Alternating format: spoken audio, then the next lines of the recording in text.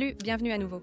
Aujourd'hui est une journée spéciale. C'est l'anniversaire de ma sœur et tout ce qu'elle m'a dit, c'est de lui faire un gâteau magnifique. Alors, j'ai pensé que c'était l'occasion parfaite pour moi de faire un gâteau arc-en-ciel parce que beaucoup d'entre vous ont demandé comment je fais le mien. Alors, nous allons commencer avec mon éponge normale, mais cette fois, j'ai fait une saveur chocolat.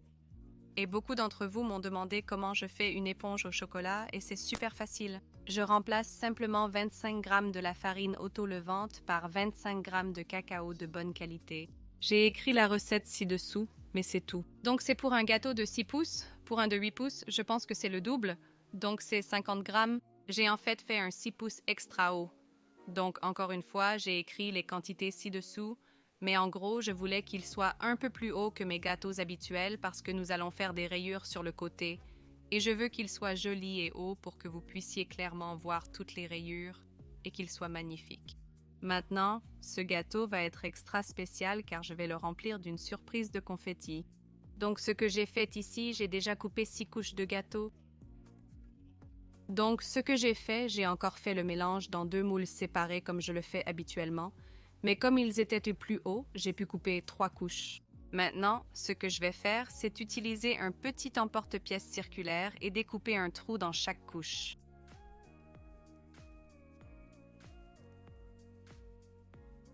Essayez de le centrer autant que possible à chaque fois. Et comme d'habitude, je vais faire attention à quelle est la base de chaque gâteau car j'en veux une pour le bas et une pour le tout haut. Voici donc les 2 bases. Je vais donc les mettre ici pour savoir lesquelles elles sont. Et je vais garder leurs cercles découpés et les couper en 2 parce qu'ils vont servir de couvercle et de base pour les paillettes. Je vais donc garder les 2 cercles de base de côté et le reste de ces morceaux, vous pouvez les manger, les transformer en cake pops, les jeter ou les donner à qui vous voulez. Et je vais aussi imbiber les éponges maintenant. J'ai commencé à faire cela plus récemment. Simplement imbiber les éponges d'abord, et ensuite vous n'avez pas à vous soucier de les imbiber pendant que vous montez le gâteau. Et donc maintenant, je suis prête à empiler le gâteau comme d'habitude avec du glaçage au beurre. J'ai fait mon glaçage au beurre de meringue suisse ici, et j'ai en fait mis une cuillerée de pâte de tahina, qui est ma nouvelle combinaison préférée, gâteau au chocolat et tahina. C'est absolument délicieux. Je le dose à mon goût, donc environ 2 cuillères à soupe. Et je vais fixer la première couche comme d'habitude avec un peu de crème au beurre. Je vais la vérifier par rapport à la base et la placer sur le plateau. Et je vais prendre l'un des centres que j'ai découpés et le mettre en bas. Je peux désormais étaler ma crème au beurre. Maintenant, je ne vais pas remplir le centre car il sera pour les paillettes et j'aime faire des cercles ronds car je pense que c'est la manière la plus uniforme de faire.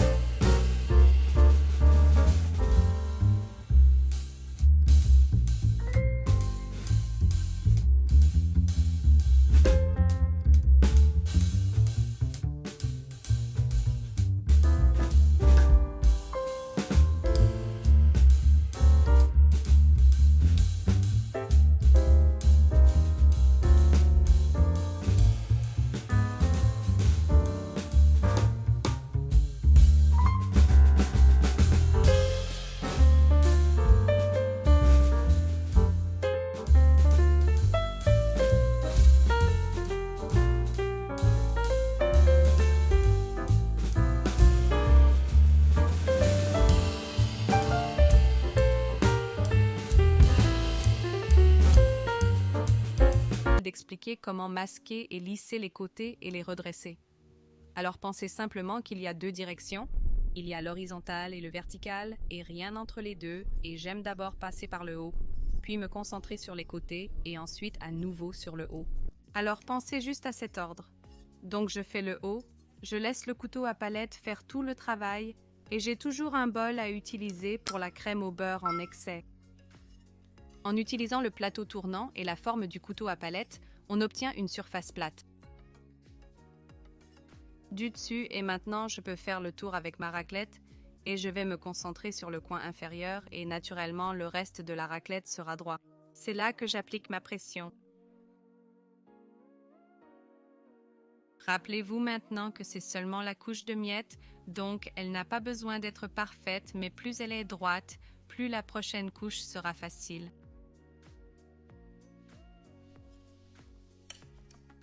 Une fois satisfait des côtés, concentrez-vous de nouveau sur le dessus. De l'extérieur vers l'intérieur, en raclant ses coins bien nets.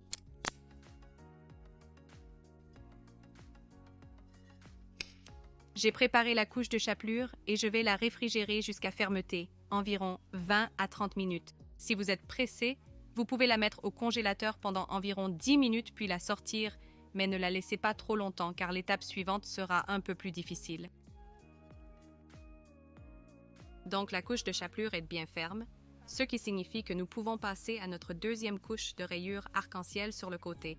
Maintenant, j'ai mis dans 5 poches à douille 5 couleurs différentes de crème au beurre de meringue suisse. J'ai du jaune, du violet, du bleu, du rose et du vert.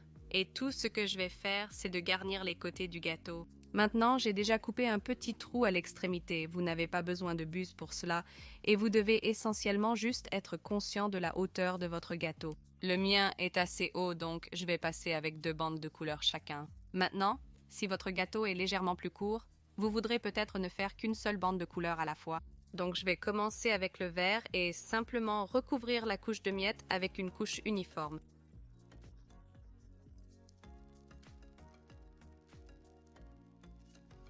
Maintenant, je vais en faire une autre. Et maintenant, pour la deuxième couleur. Il se peut même que je répète une couleur en haut, mais je préfère les faire un peu plus petites plutôt que trop épaisses et ensuite manquer de place pour toutes les couleurs. Ne vous inquiétez pas trop s'il y a quelques espaces car nous allons le lisser et il devrait se remplir. Donc je vais avec la dernière couleur. Donc il me reste un peu de blanc, donc je vais revenir avec le vert. J'aurais pu faire les couches un peu plus épaisses, mais je ne l'ai pas fait donc je vais repasser et dupliquer la couleur.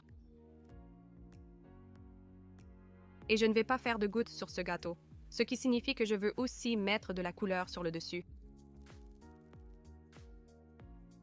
Et maintenant, je vais étaler le dessus pour le rendre lisse.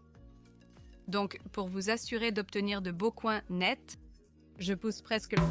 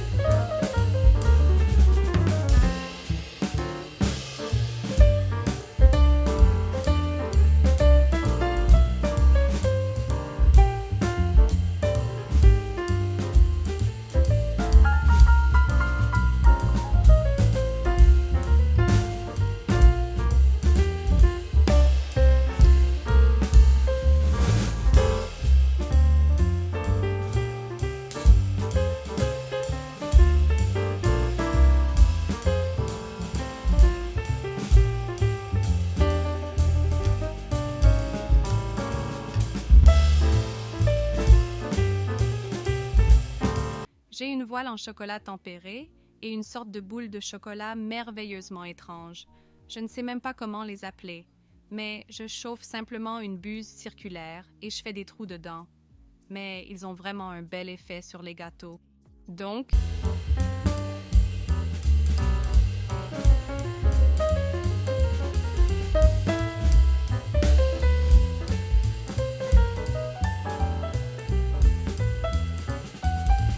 comme une sorte de guide pour savoir où je vais décorer. Donc, je vais recouvrir le dessus.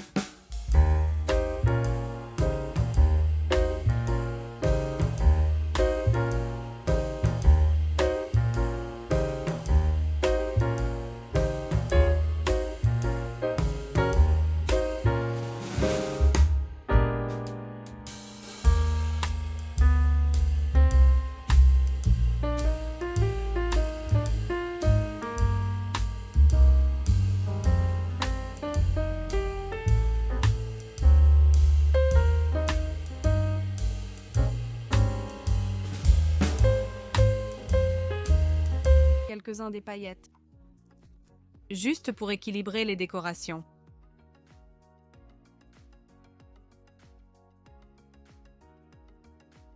Et évidemment, des paillettes comestibles pour finir.